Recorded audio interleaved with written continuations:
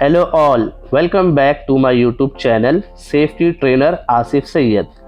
आज के इस वीडियो में हम लोग बात करने जा रहे हैं what is flash point. Flash point किसे कहते हैं। लेकिन वीडियो को शुरू करने से पहले मैं आप लोगों से बात कर लेता हूँ।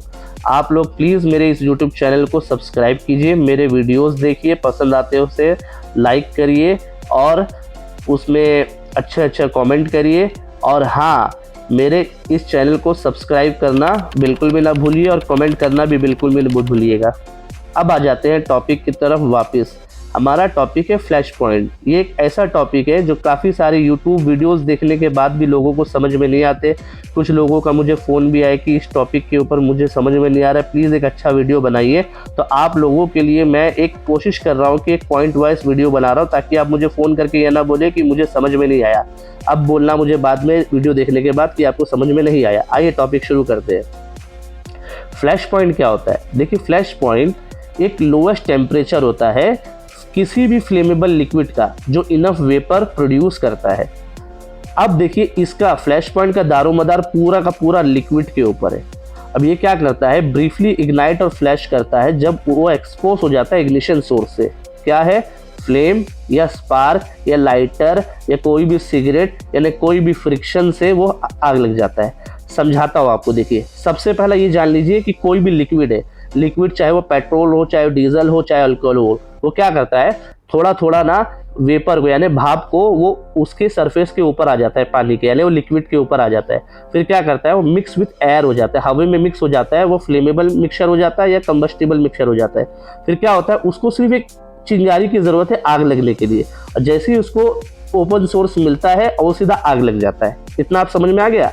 लेकिन क्या होता है, वो जो आग होता है ना, वो ज़्यादा देर तक नहीं टिकता है। क्यों? क्योंकि अगर उसमें से मैं ओपन सोर्स निकाल दूं यानी चिंगारी निकाल दूं तो आग उसमें नहीं लगेगा, यानी जो लगी हुई है उसको निकाल दूंगा तो आग बुझ जाएगा। इसीलिए उसको बोलते हैं मोमेंटरी इग्निशन। आपको समझ में आ गया इतना? और ये जो फ्लैश पॉइंट होता है ना, ये सेफ्टी पैरामीटर का बहुत ही क्रूशियल इंपॉर्टेंट थिंग होता है, क्योंकि इससे हम फ्लेमेबिलिटी और फायर हैजार्ड के बारे में पता करते हैं। लेकिन क्या होता है, फ्लैश पॉइंट का जो टेम्परेचर होता है ना, उसका वो कम होता है फायर पॉइंट के टेम्परेचर से और सेम सब्सटेंसेस के लिए।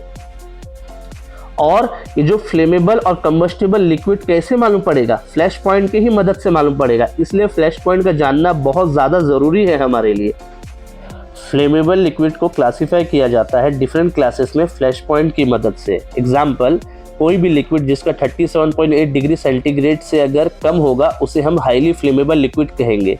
और कोई भी लिक्विड का अगर 37.8 डिग्री सेंटीग्रेड से ज़्यादा लेकिन 93.3 डिग्री सेंटीग्रेड से कम होगा उसे हम कंबस्टिबल लिक्विड बोलेंगे। आइए एक एग्जांपल के थ्रू देखते हैं। पेट्रोल और डीजल ले लेते हैं, हम उसको चेक करने जाएंगे कैसे आग लगेगा।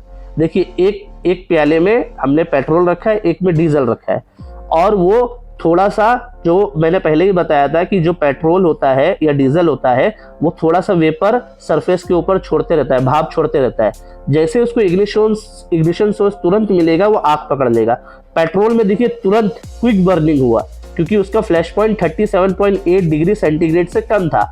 लेकिन डीजल में ऐसा नहीं है, डीजल में 37.8 डिग्री सेंटीग्रेड से ज़्यादा है। इसीलिए उसे हम फ्लेमेबल लिक्विड नहीं बोलेंगे, इसे हम कंबस्टिबल लिक्विड बोलेंगे, जैसा कि आप ये वीडियो में देख रहे हैं। और मैं आपसे रिक्वेस्ट करूंगा कि ऐसा वीडियो को आप घर में ट्राई ना करिएगा। ये बहुत ही सेफ एनवायरनमेंट में और एक ट्रेन पर्सन के द्वारा किया गया है। तो इससे आपको क्या समझ में आ गया? जो पेट्रोल फ्यूल होता है वो 37.8 डिग्री सेंटीग्रेड से कम होता है, इसके लिए वो क्या हो गया? Flammable liquid. और डीजल क्या है? 37.8 डिग्री से ज़्यादा होता है, इसके लिए वो क्या हो गया? फ्लेमेबल यानी कंबस्टिबल लिक्विड।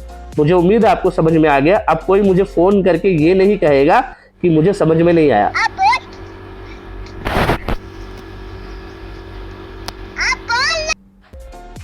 उम्मीद करता हूँ आपको ये वीडियो बहुत ही पसंद आया होगा।